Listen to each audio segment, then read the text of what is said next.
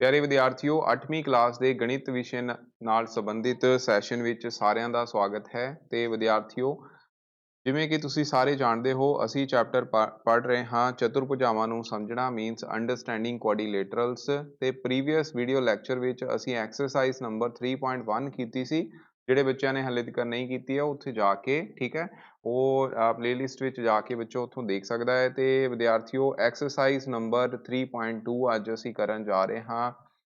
ਇਹ exercise quadrilateral based ਹੀ ਹੈ। ਤੇ ਜਿਹੜੀਆਂ ਕੁਆਡਰੀਲੇਟਰਲ ਬੇਸਡ ਹੈ ਉਹ ਬੱਚੋ ਅਸੀਂ 1 ਬਾਏ 1 ਪਹਿਲਾਂ ਪੜਾਂਗੇ, ਫਿਰ ਉਸ ਤੋਂ ਬਾਅਦ ਅਸੀਂ ਐਕਸਰਸਾਈਜ਼ ਕਰਾਂਗੇ। ਤੋ ਸਭ ਤੋਂ ਪਹਿਲੇ ਜਿਹੜੇ ਸਵਾਲ ਹਨ ਉਹ ਬੱਚੋ ਰੋਮਬਸ ਬੇਸਡ ਹਨ, ਠੀਕ ਹੈ।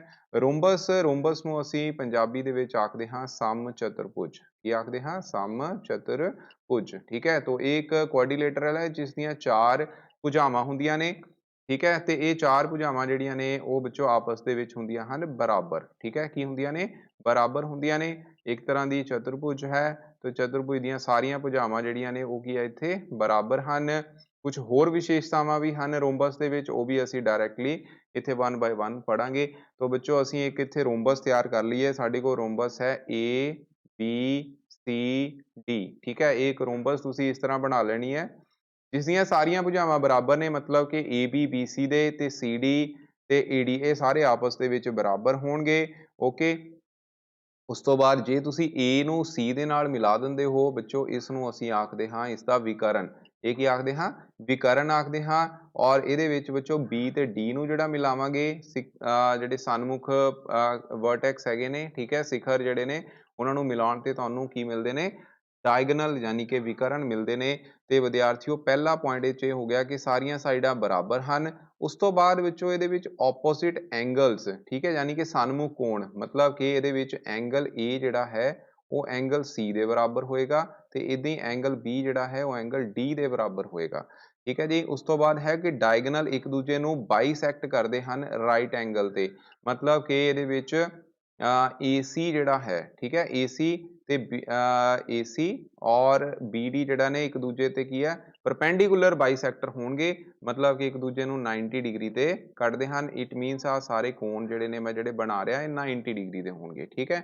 ਤੇ ਡਾਇਗਨਲ ਜਿਹੜੇ ਨੇ ਉਹ ਲਿਖ ਦਿੱਤਾ ਅਗਲਾ ਪੁਆਇੰਟ ਕਿ ਪਰਪੈਂਡੀਕੂਲਰ ਬਾਈਸੈਕਟਰ ਹੁੰਦੇ ਨੇ, ਯਾਨੀ ਕਿ ਰਾਈਟ ਐਂਗਲ ਤੇ ਕੱਟਦੇ ਨੇ। ਤੇ ਸਾਰੇ ਅੰਦਰੂਨੀ ਕੋਣਾਂ ਦਾ ਜੋੜ, ਇੱਕ ਐਂਗਲ A ਹੈ, ਦੂਸਰਾ B ਹੈ, ਤੀਸਰਾ C ਹੈ, ਚੌਥਾ D ਹੈ, ਇਹਨਾਂ ਸਾਰਿਆਂ ਦਾ ਜੋੜ ਜਿਹੜਾ ਹੈ ਉਹ 360 ਦੇ ਬਰਾਬਰ ਹੋਏਗਾ। ਤੇ ਬੱਚੋ, ਜੋ ਇਹ ਐਕਸਰਸਾਈਜ਼ ਵਿੱਚ ਸਮ ਹਨ ਉਸ ਨਾਲ ਬੇਸਿਸ ਅਸੀਂ ਇੱਕ ਪ੍ਰੋਪਰਟੀ ਜਿਹੜੀ ਕਿ ਮੈਂ ਹੁਣੀ ਦੱਸੀ ਸੀ ਕਿ ਡਾਇਗਨਲ ਇੱਕ ਦੂਜੇ ਨੂੰ 90 ਡਿਗਰੀ ਐਂਗਲ ਦੇ ਉੱਪਰ ਬਾਈਸੈਕਟ ਕਰਦੇ ਹਨ, ਇਹ ਬੱਚੋ ਅਸੀਂ ਪ੍ਰੋਪਰਟੀ ਪਹਿਲਾਂ ਜਿਹੜੀ ਹੈ ਇਸ ਪ੍ਰੋਪਰਟੀ ਨੂੰ ਅਸੀਂ ਪ੍ਰੂਫ ਕਰਾਂਗੇ, ਠੀਕ ਹੈ, ਪ੍ਰੂਫ ਕਰਾਂਗੇ। ਔਰ ਇੱਕ ਚੀਜ਼ ਹੋਰ ਹੈ ਇੱਥੇ ਤੁਸੀਂ ਯਾਦ ਰੱਖਣਾ ਹੈ ਕਿ ਜਿਹੜੇ ਇਹਦੇ ਲਾਗਮੇ ਕੋਣ ਹਨ, ਲਾਗਮੇ ਕੋਣ ਦਾ ਮਤਲਬ ਹੈ ਕਿ ਐਂਗਲ A ਜਿਹੜਾ ਹੈ ਤੇ B, ਇਹਨਾਂ ਦੋਨਾਂ ਦਾ ਸਮ ਜਿਹੜਾ ਹੈ ਉਹ 180 ਡਿਗਰੀ ਹੋਏਗਾ। ਸਿਮਿਲਰਲੀ ਐਂਗਲ B ਤੇ ਐਂਗਲ C ਦਾ ਕੋਣ ਦਾ ਜੋੜ ਜਿਹੜਾ ਹੈ ਉਹ ਵੀ 180 ਡਿਗਰੀ ਹੋਏਗਾ। ਐਂਗਲ C ਤੇ ਐਂਗਲ D ਦਾ ਜੋੜ ਜਿਹੜਾ ਹੈ ਉਹ ਵੀ 180 ਡਿਗਰੀ ਹੋਏਗਾ। Similarly angle A plus angle D it will be also equal to 180 degree. Clear ਜੀ। ਤੇ ਸਾਰੇ ਕੋਣਾਂ ਦਾ ਜੋੜ ਉਹ ਤੁਹਾਨੂੰ ਦੱਸ ਦਿੱਤਾ ਹੈ 360 ਡਿਗਰੀ ਦੇ ਬਰਾਬਰ ਹੁੰਦਾ ਹੈ। ਓਕੇ, ਹੁਣ ਬੱਚੋ ਅਸੀਂ ਇਹੀ ਸਮਾਂਤਰ ਚਤੁਰਭੁਜ ਲੈ ਕੇ, ਠੀਕ ਹੈ, ਮੈਂ ਇਹੀ ਸਮਾਂਤਰ ਚਤੁਰਭੁਜ ਲੈਣ ਤੋਂ ਬਾਅਦ ਇਹਦੇ ਵਿੱਚ ਅਸੀਂ ਪ੍ਰੂਫ ਕਰਾਂਗੇ ਕਿ ਜਿਹੜੇ ਡਾਇਗਨਲ ਹਨ ਉਹ ਇੱਕ ਦੂਸਰੇ ਨੂੰ ਕੀ ਕਰਦੇ ਹਨ? ਸਮ ਦੁਭਾਜਿਤ ਕਰਦੇ ਹਨ, ਠੀਕ ਹੈ। ਤੋ ਅਸੀਂ ਇਹ ਫਿਗਰ ਜਿਹੜੀ ਹੈ ਇੱਥੇ ਬਣਾ ਲੈਂਦੇ ਹਾਂ। ਸਾਡੇ ਕੋਲ ਫਿਗਰ ਆ ਚੁੱਕੀ ਹੈ ਤੇ ਇਸ ਫਿਗਰ ਨੂੰ ਦੇ ਵਿੱਚ ਜਿਹੜੇ ਡਾਇਗਨਲ ਹੋਣਗੇ ਉਹਨਾਂ ਨੂੰ ਅਸੀਂ ਸਮ ਦੁਭਾਜਿਤ ਕਰਨਾ ਹੈ ਇੱਥੇ, ਠੀਕ ਹੈ। ਉਸ ਤੋਂ ਪਹਿਲਾਂ ਮੈਂ ਇਹਨੂੰ ਥੋੜਾ ਜਿਹਾ ਜੋ ਹੈ ਇਹ ਰੱਬ ਕਰ ਦਿੰਦੇ ਹਾਂ। ਓਕੇ ਜੀ, ਸਾਡੇ ਕੋਲ ਫਿਗਰ ਮਿਲ ਗਈ। ਇਸ ਫਿਗਰ ਨੂੰ ਲੈ ਕੇ ਹੁਣ ਅਸੀਂ ਇਹ ਸਵਾਲ ਜਿਹੜਾ ਹੈ ਉਹ ਕਰਨਾ ਹੈ, ਜਿਹੜੀ ਪ੍ਰੋਪਰਟੀ ਹੈ ਇਹਦੀ ਉਹ ਪ੍ਰੂਫ ਕਰਾਂਗੇ, ਠੀਕ ਹੈ। ਇਹ B ਪੁਆਇੰਟ ਸੀਗਾ। ਤੋ ਵਿਦਿਆਰਥੀਓ, ਇਹਦੇ ਵਿੱਚ ਅਸੀਂ ਮੰਨ ਲਿਆ ਕਿ ਸਾਡੇ ਕੋਲ ABCD ਇੱਕ ਸਮ ਚਤੁਰਭੁਜ ਹੈ ਜਿਸ ਦੇ ਵਿਕਰਨ AC ਅਤੇ BD ਹਨ, ਯਾਨੀ ਕਿ ਡਾਇਗਨਲ AC ਐਂਡ BD ਹਨ। ਓਕੇ ਜੀ, ਜੋ ਕਿ ਕਿਹੜੇ ਪੁਆਇੰਟ ਤੇ ਕੱਟਦੇ ਹਨ? ਆਹ ਪੁਆਇੰਟ ਜਿਹੜਾ ਅਸੀਂ ਇਹਨੂੰ O ਮੰਨ ਲੈਂਦੇ ਹਾਂ, ਇਸ O ਪੁਆਇੰਟ ਤੇ ਕੱਟਦੇ ਹਨ। ਹੁਣ ਤੁਸੀਂ ਕੀ ਕਰਨਾ ਹੈ? ਹੁਣ ਇਸ ਦੇ ਵਿੱਚ ਤੁਸੀਂ ਦੇਖ ਸਕਦੇ ਹੋ ਕਿ ਇਹ ਜਿਹੜੀ ਰੋਮਬਸ ਹੈ, ਰੋਮਬਸ ਦੇ ਵਿੱਚ 4 ਟ੍ਰਾਇੰਗਲਸ ਬਣ ਰਹੀਆਂ ਨੇ, ਠੀਕ ਹੈ। ਕੀ ਬਣਦੀਆਂ ਨੇ? 4 ਟ੍ਰਾਇੰਗਲ, ਯਾਨੀ ਕਿ 4 ਤ੍ਰਿਭੁਜ ਬਣਦੀਆਂ ਨੇ, ਜੋ ਕਿ ਇਹਦੇ ਵਿੱਚ ਬੱਚੋ ਇੱਥੇ ਪੁਆਇੰਟ ਵੀ ਸੀ ਤੁਸੀਂ याद रखना है, मैं शायद ਇਹਦੇ ਵਿੱਚ ਚਲੋ ਹੈ ਨਹੀਂ ਹੈ, ਪਰ ਤੁਸੀਂ याद रखना है कि 4 ਤ੍ਰਿਭੁਜਾਂ ਦੇ ਵਿੱਚ ਇਹਨੂੰ ਕੱਟਦਾ ਹੈ। ਠੀਕ ਹੈ, 4 ਤ੍ਰਿਭੁਜਾਂ ਇਹਦੇ ਵਿੱਚ ਕੱਟਦੀਆਂ ਹਨ। ਓਕੇ ਜੀ, ਸੋ ਇਹ ਕਿਹੜੀ ਕਿਹੜੀ ਤ੍ਰਿਭੁਜ ਹੋ ਗਈ? AOB, BOC, ਇਹਦੀ COD ਤੇ AOD। ਠੀਕ ਹੈ, तो ਇਹ 4 ਤ੍ਰਿਭੁਜ ਬਣ ਗਿਆ ਜੋ ਕਿ ਰਾਈਟ ਐਂਗਲ ਟ੍ਰਾਇੰਗਲਸ ਹਨ। ਠੀਕ ਹੈ, ਸੋ ਇਹਦੇ ਵਿੱਚ ਸਾਡੇ ਕੋਲ ਟ੍ਰਾਇੰਗਲ ਕਿਹੜੀ ਕਿਹੜੀ ਬਣੀ? ਇੱਕ ਟ੍ਰਾਇੰਗਲ ਹੈ ਟ੍ਰਾਇੰਗਲ AOB ਐਂਡ ਦੂਸਰੀ ਟ੍ਰਾਇੰਗਲ ਅਸੀਂ ਲਵਾਂਗੇ BOC। ਕਿਹੜੀ ਕਿਹੜੀ? AOB, ਦੂਸਰੀ ਟ੍ਰਾਇੰਗਲ ਹੈ BOC। ਓਕੇ ਜੀ, ਤੋ ਇਸ ਵਿੱਚ ਤੁਸੀਂ ਦੇਖ ਸਕਦੇ ਹੋ ਕਿ ਜਿਹੜਾ AO ਸਾਈਡ ਹੈ, ਆਹ ਵਾਲੀ AO ਸਾਈਡ ਹੈ, ਉਹ OC ਸਾਈਡ ਦੇ ਬਰਾਬਰ ਹੋਏਗੀ। OC ਸਾਈਡ ਦੇ ਕੀ ਹੋਏਗੀ? ਬਰਾਬਰ ਹੋਏਗੀ, ਕਿਉਂਕਿ AC ਦਾ ਉਹ ਜਿਹੜਾ ਹੈ ਉਹ ਕੀ ਹੈਗਾ? ਮੱਧ ਬਿੰਦੂ ਹੈ। ਠੀਕ ਹੈ, ਕੀ ਹੈ? ਮੱਧ ਬਿੰਦੂ ਹੈ। ਤੁਹਾਡੀ ਬੁੱਕ ਦੇ ਵਿੱਚ ਪੇਜ ਨੰਬਰ 51 ਦੇ ਉੱਪਰ ਪ੍ਰੋਪਰਟੀ ਨੰਬਰ 5 ਹੈ। ਓਕੇ ਬੱਚੋ, ਤੋ ਉਸ ਤੋਂ ਬਾਅਦ ਨੈਕਸਟ ਇਹਦੇ ਵਿੱਚ OB ਜਿਹੜਾ ਹੈ OB ਦੇ ਬਰਾਬਰ ਹੈ। ਇਹ ਵਿੱਚੋਂ ਸਾਂਝਾ ਹੋ ਗਿਆ, ਯਾਨੀ ਕਿ ਕਾਮਨ ਸਾਈਡ ਹੋ ਗਈ। ਓਕੇ, ਇਹ ਕੀ ਹੋ ਗਈ? Common side. ਉਸ ਤੋਂ ਬਾਅਦ ਇਹਦੇ ਵਿੱਚ ਤੁਹਾਨੂੰ ਇਹ ਵੀ ਪਤਾ ਹੈ ਕਿ ਜਿਹੜਾ AB ਹੈ ਉਹ BC ਦੇ ਬਰਾਬਰ ਹੋਏਗਾ, ਕਿਉਂਕਿ ਇਹ ਤਾਂ ਪ੍ਰੋਪਰਟੀ ਹੈ ਕਿ ਜਿਹੜੀ ਸਮਚਤੁਰਭੁਜ ਹੈ, ਰੋਮਬਸ ਹੈ, ਉਹਦੀਆਂ ਸਾਈਡਸ ਜਿਹੜੀਆਂ ਨੇ ਉਹ ਬਰਾਬਰ ਹੁੰਦੀਆਂ ਹਨ। ਇਟ ਮੀਨਸ ਅਸੀਂ ਇਹ ਕਹਿ ਸਕਦੇ ਹਾਂ ਕਿ ਇਹ ਦੋਨੋਂ ਟ੍ਰਾਇੰਗਲ ਇੱਕ ਦੂਸਰੇ ਦੇ ਸਰਬੰਗ ਸਮ ਹੋ ਗਈਆਂ, यानी कि कॉन्ग्रुएंट हो गई। ठीक है, अगर ये कॉन्ग्रुएंसी आ गई, ठीक है, तो दैट मीन्स बाय CPCT होती है corresponding sides of congruent triangle are equal. तो ਇਹਦੇ ਵਿੱਚ एंगल ਜਿਹੜਾ ਹੈ कॉरस्पॉन्डिंग एंगल ਕਿਹੜਾ? मैं ਇੱਥੇ एंगल 1 लिख देना। ਇਹ एंगल है ਕਿਹੜਾ? बेसिकली A वाला एंगल है। ठीक है, AOB ਤੇ ਦੂਸਰਾ ਹੈ BOC, एंगल 2। तो ਇਹਦੇ ਵਿੱਚ एंगल 1 ਜਿਹੜਾ ਹੈ ਉਹ एंगल 2 ਦੇ ਬਰਾਬਰ ਹੋਏਗਾ।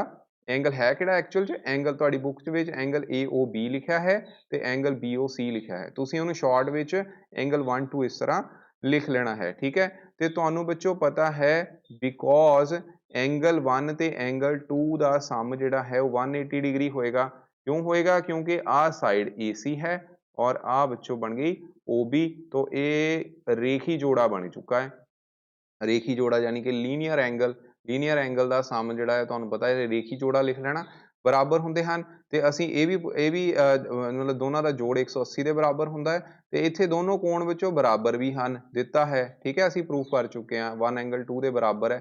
ਤੋ ਇਹਦਾ ਮਤਲਬ ਇੱਥੇ ਐਂਗਲ ਜਿਹੜਾ 1 ਹੈ ਉਹ ਕਿਹਦੇ ਬਰਾਬਰ ਆਇਆ? 180/2 ਬਰਾਬਰ 90 डिग्री ਦੇ ਬਰਾਬਰ ਆਇਆ ਹੈ। ਠੀਕ ਹੈ, ਤੋ ਇੱਥੋਂ ਸਾਨੂੰ ਪਤਾ ਲੱਗ ਗਿਆ ਕਿ ਜਿਹੜੇ ਸਮਚਤੁਰਭੁਜ ਦੇ ਵਿਕਰਨ ਆ ਉਹ ਇੱਕ ਦੂਸਰੇ ਨੂੰ 90 डिग्री ਤੇ ਸਮਦੁਭਾਜਿਤ ਕਰਦੇ ਹਨ। ਠੀਕ ਹੈ, ਤੋ ਇਸ ਤਰ੍ਹਾਂ ਵਿੱਚੋਂ ਇਹ ਪ੍ਰੋਪਰਟੀ ਜਿਹੜੀ ਆ ਅਸੀਂ ਪ੍ਰੂਫ ਕਰਨੀ ਸੀ। ਤੋ ਐਂਗਲ 1 90 डिग्री ਆ ਗਿਆ, ਐਂਗਲ 2 ਜਿਹੜਾ ਹੈ ਉਹ ਵੀ 90 डिग्री ਦੇ ਹੀ ਬਰਾਬਰ ਹੋਵੇਗਾ।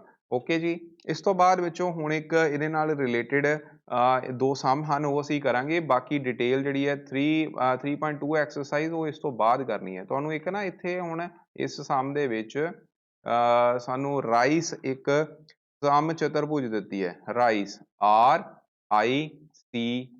ਠੀਕ ਹੈ, ਰਾਈਸ ਇੱਕ ਸਮਚਤੁਰਭੁਜ ਦਿੱਤੀ ਹੈ ਜਿਹਦੇ ਵਿੱਚ RC ਤੇ EI ਜਿਹੜੇ ਨੇ ਦੋ ਵਿਕਰਨ ਦਿੱਤੇ ਨੇ, ਜਿਹਦੇ ਵਿੱਚ ਇਹ ਵਿੱਚੋਂ ਇੱਥੇ x ਦੀ ਇਹਦਾ ਮੁੱਲ x ਦਿੱਤਾ ਹੈ, ਯਾਨੀ ਕਿ EO ਤੇ OI ਜਿਹੜਾ 5 ਦਿੱਤਾ ਹੈ। ਉਸ ਤੋਂ ਬਾਅਦ OC ਜਿਹੜਾ 12 ਹੈ ਔਰ ਇਹ ਵਿੱਚੋਂ y ਯਾਨੀ ਕਿ OR ਜਿਹੜਾ ਹੈ ਉਹ 12 ਦੇ ਬਰਾਬਰ ਹੈ। ਠੀਕ ਹੈ, ਤੇ ਤੁਹਾਨੂੰ ਪਤਾ ਹੈ ਕਿ ਇੱਕ ਦੂਜੇ ਨੂੰ ਜਿਹੜੇ ਰੋਮਬਸ ਦੇ ਵਿੱਚ ਡਾਇਗਨਲ ਹੁੰਦੇ ਨੇ ਇੱਕ ਦੂਜੇ ਨੂੰ ਸਮਦੁਭਾਜਿਤ ਕਰਦੇ ਹਨ। That means OR the value ਜਿਹੜੀ ਹੈ OC ਦੇ ਬਰਾਬਰ ਆ ਜਾਏਗੀ। ਠੀਕ ਹੈ, ਤੋ OR y ਦੇ ਬਰਾਬਰ ਆ ਗਿਆ ਤੇ OC ਕਿੰਨਾ ਆ ਗਿਆ? 12। ਤੋ y ਵੀ ਜਿਹੜਾ ਹੈ ਉਹ 12 ਦੇ ਬਰਾਬਰ ਆਊਗਾ। ਸਿਮਿਲਰਲੀ OE ਜਿਹੜਾ ਹੈ ਉਹ IO ਦੇ ਬਰਾਬਰ ਹੈ।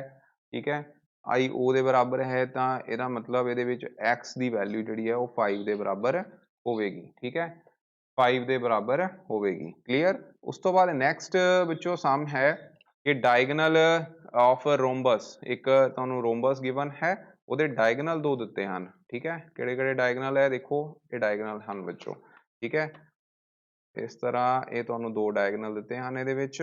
ਓਕੇ ਜੀ, ਤੇ ਵਿੱਚੋਂ ਰੋਮਬਸ ਜਿਹੜੀ ਹੈ ਇਹਦੀ ਸਾਈਡ ਇੱਕ ਨੂੰ A ਮੰਨ ਲਓ, ਦੂਸਰੇ ਨੂੰ B ਮੰਨ ਲਓ, ਤੀਸਰੀ ਹੈ C ਔਰ ਇਹ D ਤੁਹਾਨੂੰ ਗਿਵਨ ਵੀ ਹੈਗਾ। ਓਕੇ, ਤੋ ਇਹਦੇ ਵਿੱਚ ਪਿਆਰੇ ਵਿਦਿਆਰਥੀਓ ਇੱਥੇ ਤੁਸੀਂ AC ਦਾ ਮੁੱਲ 6 ਸੈਂਟੀਮੀਟਰ ਮੰਨ ਲਓ, ਠੀਕ ਹੈ।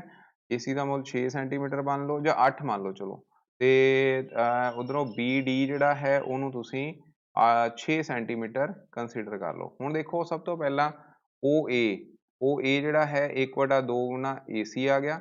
AC ਦੀ ਵੈਲਿਊ 8, 8/2 ਕਿੰਨਾ ਹੋ ਗਿਆ 4 ਦੇ ਬਰਾਬਰ, ਤਾਂ ਇਹ 4 ਸੈਂਟੀਮੀਟਰ ਹੋਏਗਾ। ਕਿਹੜਾ ਇਹ ਵਾਲੀ ਵੈਲਿਊ 4 ਸੈਂਟੀਮੀਟਰ, ਕਿਉਂਕਿ ਡਾਇਗਨਲ ਇੱਕ ਦੂਜੇ ਨੂੰ ਸਮਦੁਭਾਜਿਤ ਕਰਦੇ ਹਨ। ਇਹ ਬੱਚੋ ਐਗਜ਼ਾਮਪਲ ਨੰਬਰ 3.10 ਹੈ ਜੋ ਕਿ ਪੇਜ ਨੰਬਰ 52 ਤੇ ਹੈ। ਓਕੇ, ਉਸ ਤੋਂ ਬਾਅਦ ਨੈਕਸਟ ਜਿਹੜਾ ਹੈ ਉਹ BD, ਇਹਦੇ ਵਿੱਚ OB ਦੀ ਵੈਲਿਊ, ਠੀਕ ਹੈ। OB ਦੀ ਵੈਲਿਊ ਕਿੰਨੀ ਹੈ, ਉਹ ਤੁਸੀਂ ਕਿੱਦਾਂ ਕੱਢਾਂਗੇ 1/2 BD ਦਾ ਅੱਧ, ਠੀਕ ਹੈ। BD ਦਾ ਹਾਫ ਯਾਨੀ ਕਿ BD ਨਾਲ ਮਲਟੀਪਲਾਈ ਕਰਤਾ ਤਾਂ BD ਦੀ ਵੈਲਿਊ 6 ਹੋ ਗਈ। 6/2 ਕਿੰਨਾ ਆ ਗਿਆ 3 ਸੈਂਟੀਮੀਟਰ। ਇਟ ਮੀਨਸ OA ਇੱਥੋਂ ਤੁਹਾਨੂੰ 4 ਸੈਂਟੀਮੀਟਰ ਹੈ ਮਿਲ ਗਿਆ, ਔਰ ਇਹ ਵਿੱਚੋਂ 3 ਸੈਂਟੀਮੀਟਰ ਹੈ। ਹੁਣ ਤੁਸੀਂ ਆਹ ਸਾਈਡ ਦੇਖੋ ਆਰਾਮ ਨਾਲ ਕੱਢ ਸਕਦੇ, ਕਿਉਂਕਿ ਤੁਹਾਨੂੰ ਪਤਾ ਹੈ ਰਾਈਟ ਐਂਗਲ ਟ੍ਰਾਇੰਗਲ ਹੈ, ਤੇ ਰਾਈਟ ਐਂਗਲ ਟ੍ਰਾਇੰਗਲ 'ਚ ਪਾਈਥਾਗੋਰਸ ਥਿਊਰਮ ਲੱਗਦੀ ਹੁੰਦੀ ਹੈ, ਜੋ ਕਿ ਕਰਨ ਦਾ ਵਰਗ ਬਰਾਬਰ ਆਧਾਰ ਦਾ ਵਰਗ ਜਮਾ ਲੰਬ ਦਾ ਵਰਗ ਦੇ ਬਰਾਬਰ ਹੁੰਦਾ ਹੈ, ਠੀਕ ਹੈ। ਤੋ ਇਹਦੇ ਵਿੱਚ ਕਰਨ ਮਤਲਬ ਡਾਇਗਨਲ, ਜੋ ਕਿ AB square will be equal to AO square plus OB square, ਠੀਕ ਹੈ। ਤੋ AO ਦਾ ਮੁੱਲ ਕਿੰਨਾ ਆ ਗਿਆ 4, 4 ਦਾ ਵਰਗ 16, ਤੇ ਉਸ ਤੋਂ ਬਾਅਦ 3, 3 ਦਾ ਵਰਗ ਕਿੰਨਾ ਆ ਗਿਆ ਬੱਚੋ 9, ਤੋ 16 ਜਮਾ 9 ਬਰਾਬਰ ਹੋ ਗਿਆ 25, ਤੇ 25 ਨੂੰ ਕਿਵੇਂ ਲਿਖਿਆ ਜਾ ਸਕਦਾ ਹੈ 5 ਦਾ ਵਰਗ, ਠੀਕ ਹੈ। ਤੋ ਇਹਦਾ ਮਤਲਬ ਜੀ AB ਦਾ ਮੁੱਲ ਕਿੰਨਾ ਆ ਗਿਆ 5 ਸੈਂਟੀਮੀਟਰ ਦੇ ਬਰਾਬਰ ਹੋਏਗਾ। ਤੋ ਇੱਥੋਂ ਆਂਸਰ ਆਇਆ 5 ਸੈਂਟੀਮੀਟਰ। ਤੋ ਇਹ ਸੀ ਬੱਚੋ ਰੋਮਬਸ ਬੇਸਡ ਸਮ। ਇਹਨਾਂ ਨੂੰ ਹੁਣ ਤੁਸੀਂ ਚੰਗੀ ਤਰ੍ਹਾਂ ਕਾਪੀ ਤੇ ਕਰੋ। ਉਸ ਤੋਂ ਬਾਅਦ ਅਸੀਂ ਫਿਰ ਰੈਕਟੈਂਗਲ ਬੇਸਡ ਉਹਦੀਆਂ ਪ੍ਰੋਪਰਟੀਜ਼ ਤੇ ਕੁਝ ਰਿਲੇਟਡ ਸਮ ਕਰਾਂਗੇ। ਫਿਰ ਅਸੀਂ ਸਕੇਅਰ ਦੇ ਨਾਲ ਰਿਲੇਟਡ ਕਰਨੀ ਹੈ। ਉਸ ਤੋਂ ਬਾਅਦ ਸਾਡਾ ਫਿਰ 3.2 ਐਕਸਰਸਾਈਜ਼ ਜਿਹੜੀ ਆ ਸਟਾਰਟ ਹੋਵੇਗੀ। Thank you very much. ਇਹ ਸਮ ਜ਼ਰੂਰ ਕਰਨੇ ਨੇ ਸਾਰੇ ਬੱਚਿਆਂ ਨੇ। ਬਹੁਤ ਬਹੁਤ ਧੰਨਵਾਦ।